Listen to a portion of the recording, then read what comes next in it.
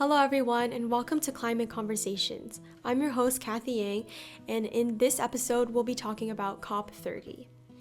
So COP stands for Conference of the Parties, and it is an annual event under the United Nations Framework Convention on Climate Change, or UNFCCC.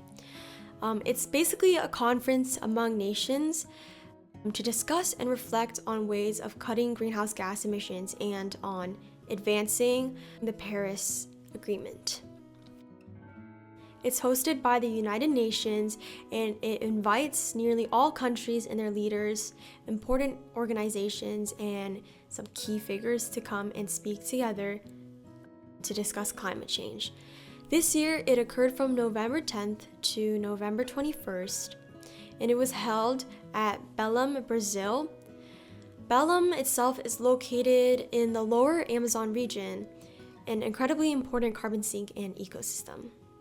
So there are a few major takeaways from COP30 and agreements reached between all the nations. So the first is the launch of the Global Implementation Accelerator. This program helps to prioritize actions like natural carbon removal. It also prioritizes preventing major climate tipping points. This program also helps countries implement their nationally determined contributions, NDCs, and National Adaptation Plans, or NAPs. This is all in contribution towards the Paris Agreement of 2015. According to Climate Watch, 121 countries this year submitted new NDCs while 76 did not. Another major takeaway from COP30 was the agreement of tripling adaptation finance, so tripling the support towards countries that are susceptible and incredibly vulnerable to climate change. So these countries are not part of the major pollution contributors themselves, but they are negatively and greatly impacted by climate change.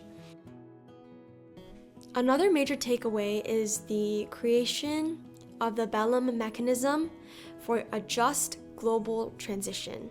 This is also known as BAM. So what is a just transition?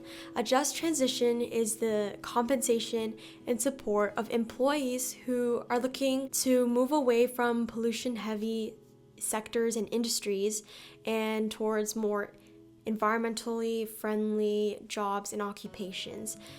This is very tough for many people because there's not a lot of opportunity, but BAM can help ensure and enforce a just transition.